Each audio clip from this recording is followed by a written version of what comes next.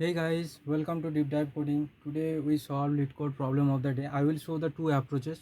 One is you can say that brute force, but that will also optimal as log n time. And another one I have seen in the LeetCode discussions that will be done in the big of one time. I'll show the two approaches with explanations. Okay, so question is basically says that you have number of bottles, and one thing is given, that is exchange policy. So what is exchange policy? Given that you if you give the number of exchange empty bottles, you will get the one full water bottle, so that you can drink it. And if you look into, you have to give the maximum number of water bottles you can drink. So initially you have, if you take the first example, initially you have the number of bottles as 9 and number of exchange is 3. Number of exchange is 3 means if you give the 3 empty bottles, you will get 1 filled bottles. That means in 9 water filled bottles, initially you will drink all the 9 bottles, and after it will go to the empty bottles, or 9 empty bottles. And in the 9 empty bottles, if you exchange with 3 with 1 water filled water bottle. That means in the first row you have 3 empty bottles, you can get 1 filled bottles. In second row also 3 empty bottles, you get 1 filled bottle, and third row also 1 filled bottles. Okay, after you get the 3 filled bottles, you again drink all the 3s, and you will get 3 empty bottles also.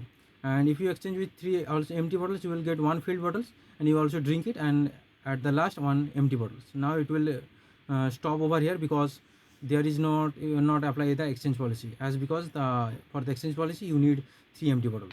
So number of bottles you can drink, that will be the 9 plus 3 and plus 1, that will be 13.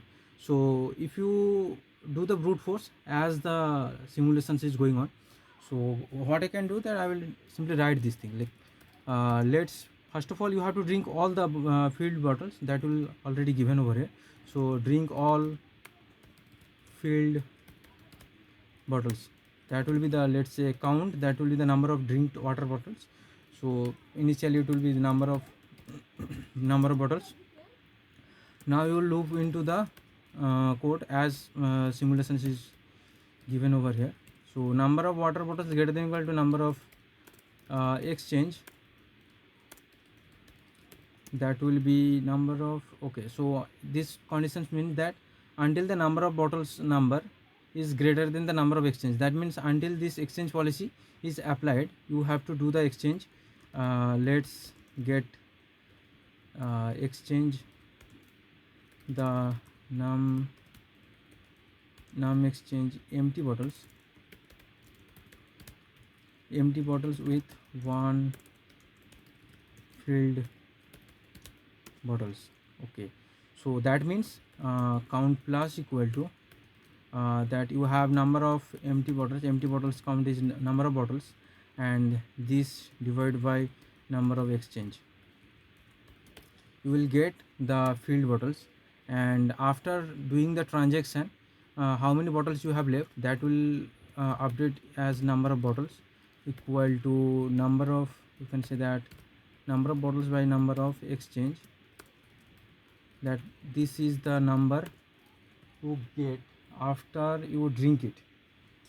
That means number of bottles by number of exchange, these many bottles you get filled water bottles, and apart from that number of bottles modulo number of exchange.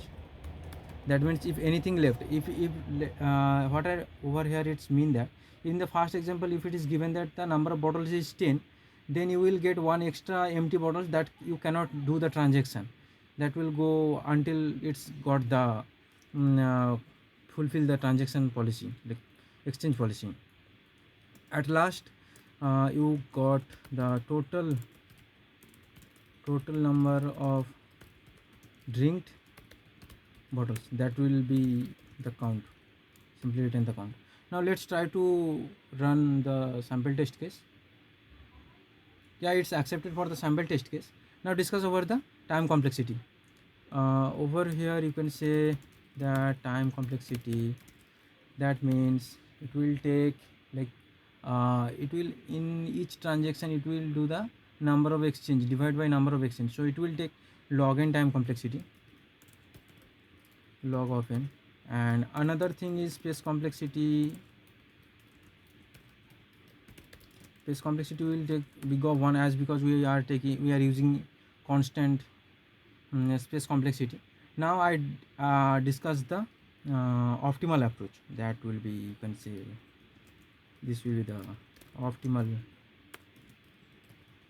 approach.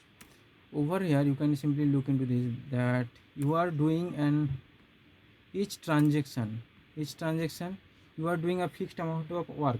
That means in a transaction you give the number of exchange bottles and you get one extra bottles of one bottle of filled water bottle. So each transaction is repetitive, so you can generally formulate the mathematical formula so that you can do the in big of one time complexity. Now let's analyze the problem in detail. So basically problem is says that you can exchange the number of exchange or empty bottles for one full bottle.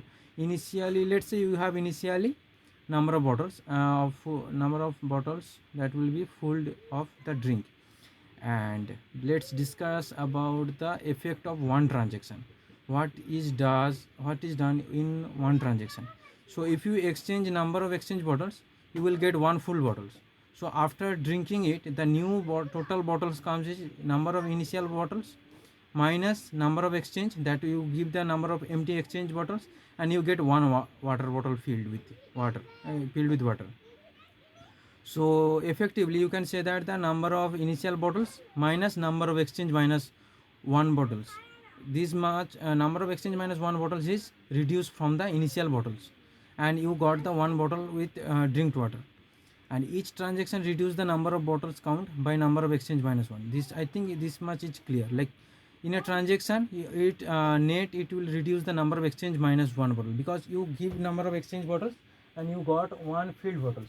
So effectively you can say that number of exchange minus one bottles, that will reduce in each and every transaction you get one filled water drinking bottles. Now to do this transaction, like to do a transaction, you need one water bottle so that you fulfill the exchange policy. That means you need number of exchange minus one empty bottles plus one empty bottle so that you can do the effective transaction. That means we keeping one water bottle aside to do the next transactions also. To maximize the exchange, keep one empty water bottle aside, so that that leaves the number of bottles minus one, the bottles available for the transaction. So we are doing one water bottle aside because we are filling that water bottles and drink over and over again. And at last that only one water bottles will left with empty. So you can say the number of possible transaction. That means that each transaction costs the number of exchange minus one water bottles. That means you, and how many transactions is possible? In each transaction it costs the number of exchange minus one bottles, and you have number of bottles minus one to do the available transactions. We are keeping one water bottle aside. I think this logic is clear. Keeping why we are keeping one water bottle aside, because to do the transactions you need one empty water bottle in each transactions. And so that means it will give the number of transactions as floor of number of bottles minus one divided by number of exchange minus one. And in the total you can think of this way, that total number of drink water bottles. So you initially you have number of bottles filled with water, and you drink all this water, and after that the number of extra transaction, that means number of transactions you do. So each transaction you get one water bottle, so that means the number of transaction is number of bottles plus floor of number of bottles minus one by number of exchange minus one. So this is the final formula. Yeah, this is simply like this is very easy to understand over here. Now let's try to copy this thing and comment it out. After that I will paste over here and write the code. Yeah, just there is only single line of code, as we are already derived the formula. So that will be the number of bottles plus number of bottles minus one divided by number of, that will be the number of exchange minus one. This will be done in the integer division, so we do not need to do any floor operations. So it will already doing automatically, because the divisions over here is integer division. Now let's try to run the code for the sample test case. Yeah, it's accepted for the sample test case. Try to submit it.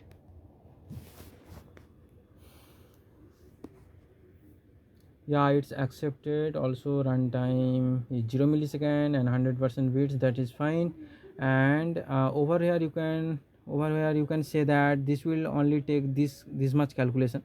So the time complexity of it is big of time complexity big of 1, and space complexity would be also big of 1 space complexity. Yeah, I think this is the optimal approach, and I see this approach in the LeetCode discussions. Okay, and thanks for watching. If you guys found anything helpful, please comment in the video section. Thank you.